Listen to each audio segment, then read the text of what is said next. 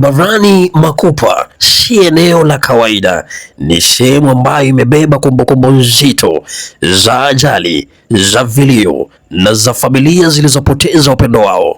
Katika maeneo ya Shimanzi, KPA Ghorofani, Gapco, Railways, Makupa, Kachonjo na Tuda, wakazi wamewahi kushuhudia magari yakigonga, watu wakijeruhiwa vibaya na wengine wakibaki na ulemavu wa kudumu. Wapo ambao hadi leo wanapigania maisha yao. Daraja hili liko barabarani mita chache tu kutoka pale reli ya Kenya Railways inapita. Magari yanapita kwa kasi na sekunde moja tu ya kukimbia kuvuka barabara inaweza kubadilisha maisha milele. Mara nyingi huwa ni haraka ya kawaida tu kuvuka upande wa pili, kufupisha njia au kufika mapema, lakini katika eneo hili haraka imewahi kugharimu maisha. Daraja la Kibarani Makupa limejengwa mahususi kwa ajili ya usalama.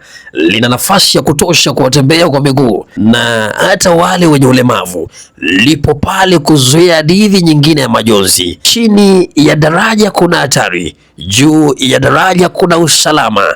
Leo inaweza kuwa mtu mwingine, kesho inaweza kuwa jirani. Hakuna safari ya dakika moja inayostahili kuhatarisha maisha milele. Katika maeneo haya: Shimanzi, KPA Ghorofani, Gapco, Railways, Makupa, Kachonjo na Tuda, chaguo salama lipo wazi. Maisha kwanza, tumia daraja.